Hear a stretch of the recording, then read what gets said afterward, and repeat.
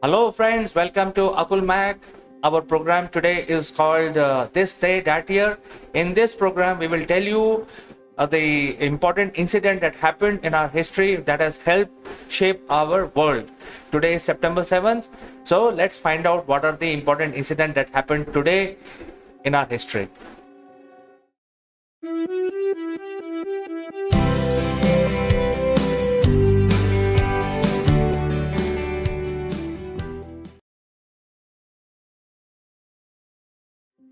So, friends, today as is September 7th, in 70 AD, a very popular general of the Roman army called General Titus invaded Jerusalem and plundered it.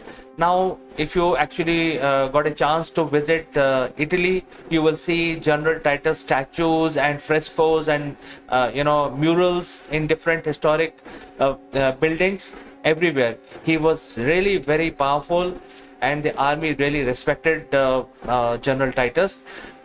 In spite of being a very popular and very powerful general, he invaded Jerusalem and plundered it.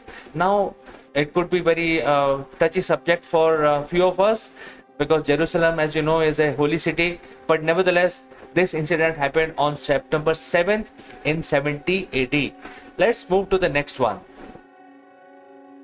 Well, the next incident is also about the army, the dictator. Now, this one is related to Napoleon Bonaparte. On September 7th in the year 1812, Napoleon was able to defeat the Russian army, and Napoleon became the dictator of France after the French Revolution because they had no monarch left after the French Revolution, and Napoleon was the general, very successful general. He knew the tactics of the battle, and he actually acquired the power and became the dictator of France. And his biggest enemy in his mind was Russia, because Russia was which could not be defeated because of this terrain and distance from the mainland Europe, etc. So he invaded Russia, and he was able to defeat the Russian army today, which is September 7th in the year 1812, and he became monarch of Russia. However, something interesting happened. All the royalty and all the government officials escaped Moscow much before the invasion, and they went to St. Petersburg. But friends, you may be knowing that in the ancient times, Russia used to have a concept of winter capital and summer capital. So St. Petersburg was the winter capital, so they escaped there and survived. And Napoleon, after acquiring Moscow, they plundered.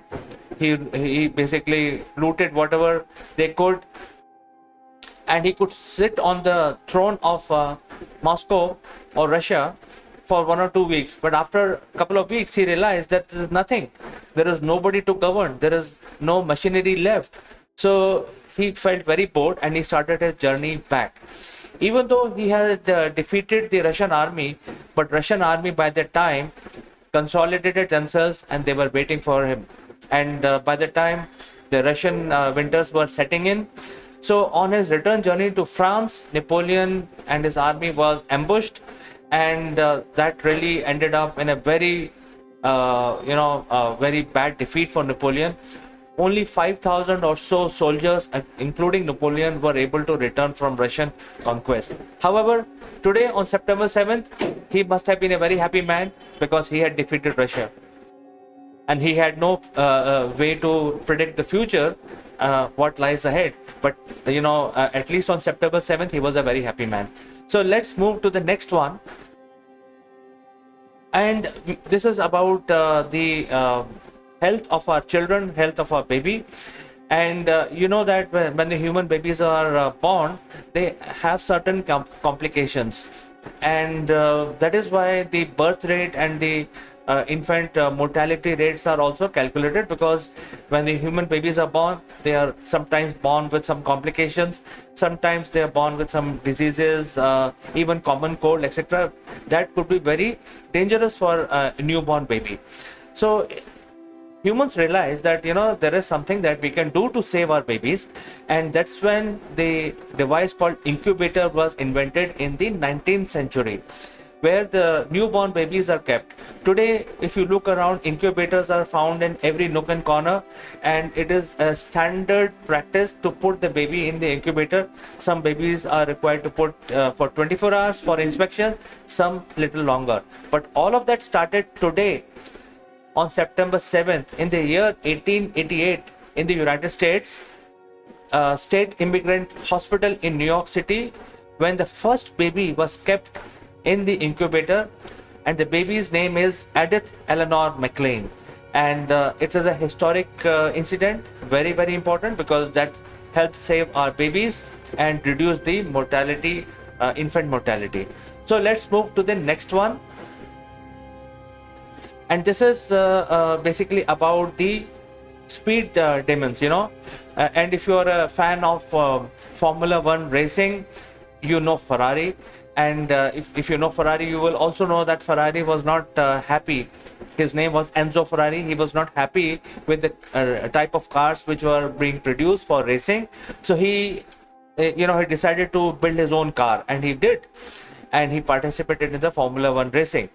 And today, Ferrari is very popular. We know that Ferrari is equated to speed. The fastest cars are produced by Ferrari company.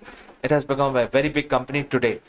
However, this all started with his team, Ferrari team, participating in Formula One racing, and their shot to fame happened in the year 1952 on September 7th, which is today, when their driver, his name was Alberto Ascari, won the first victory for Ferrari team on this day in the Formula One championship. And since then, there has been a competition to others to compete with Ferrari. Ferrari has been winning the global circuits in Formula One ever since. So all of that started on September 7th in the year 1952. So let's move on to the next one. Well, this is again from the neighborhood, from China. And friends, if you know that the Chinese explorers and merchants, they were able to, especially in the Middle Ages, they were able to locate different easy routes to different countries. And using those routes, they used to, do explorations and trade, and sell their stuff, and also collect the stuff from those other countries. And the highest amount of merchandise which were sold from China in during the Middle Ages was the silk, the Chinese silk. It was very popular, especially in the royals of different royal society of different countries. So these merchants and explorers used to carry the Chinese silk and trade with different merchandises in those countries. And those routes were made popular, were named as silk routes. And there were silk routes to India, there were silk routes to Middle East countries, Iraq, Iran, and also up to Europe. And then when the modern age arrived, the silk routes were there was no need for silk route. There was no need for people to travel on ground, because now you can carry your goods through ships and aeroplanes. So these silk routes were forgotten.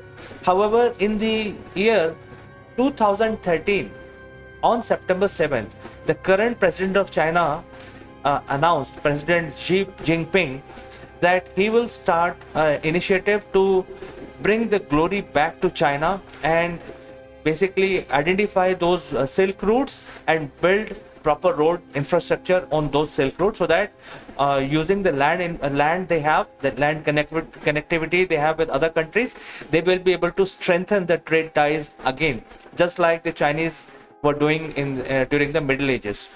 And although this decision has been played with a lot of controversies, a lot of countries don't like this, because these silk routes are passing through many countries, and many countries think that this is basically attacking their sovereignty.